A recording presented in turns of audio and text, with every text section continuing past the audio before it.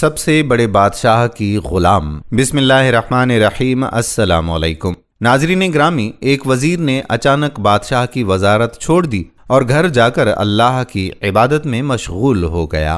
بادشاہ بہت پریشان ہوا اور وزیر کے پاس چلا گیا اور پوچھا کہ میری طرف سے تم پر کوئی زیادتی ہوئی ہو تو بتاؤ، کسی نے کچھ کہا ہو تو بتاؤ، یوں اچانک وزارت چھوڑنے کی وجہ کیا ہے؟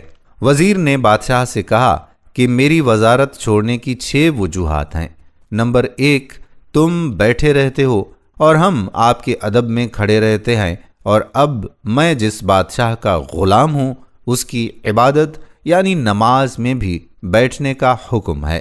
نمبر 2، تم کھاتے رہتے ہو اور ہم کھڑے دیکھتے رہتے ہیں، اور اب میں جس بادشاہ کا غلام ہوں وہ بھوک سے خود پاک ہے لیکن ہمیں پیٹ بھر کر کھلاتا ہے۔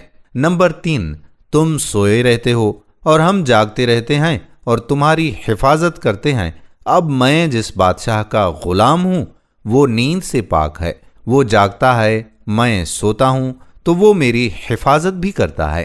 نمبر 4، ہمیں ڈر رہتا ہے کہ کہیں ہم سے کوئی غلطی ہو جائے تو تم ہمارا سر قلم کر دو گے، لیکن اب میں جس بادشاہ کا غلام ہوں جتنی مرضی غلطیاں کر لو اور معافی مانگ لو وہ معاف کر دیتا ہے۔ نمبر 5، ہم تم سے کچھ مانگتے تھے، تم اپنی حیثیت کے مطابق دیتے تھے اور کبھی کبھار انکار بھی کر دیتے تھے، اور یاد بھی کراتے تھے کہ تمہیں میں پہلے بھی بہت کچھ دے چکا ہوں، لیکن اب میں جس بادشاہ کا غلام ہوں میں اس سے جو بھی کچھ مانگتا ہوں وہ فوراً عطا کر دیتا ہے، اور کبھی کہتا بھی نہیں کہ پہلے بھی تمہیں بہت عنایت کر چکا ہوں۔ نمبر 6، ہمیں ہمیشہ یہ ڈر رہتا ہے کہ کوئی دوسرا بادشاہ تمہیں شکست دے کر تمہیں قتل کر کے ہمیں قیدی کر لے یا ہمیں بھی مار نہ دے، لیکن اب میں جس بادشاہ کا غلام ہوں وہ ایسا بادشاہ ہے کہ کوئی اسے شکست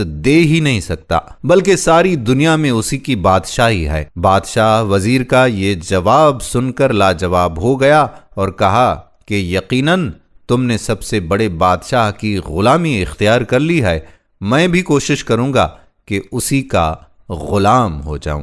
تمام جہانوں کا بادشاہ بے شک اللہ پاک ہی ہے۔ دوستو، ہم امید کرتے ہیں کہ ثواب کی نیت سے اس ویڈیو کو آپ زیادہ سے زیادہ اپنے دوستوں کو بھیجیں گے۔ آنے والی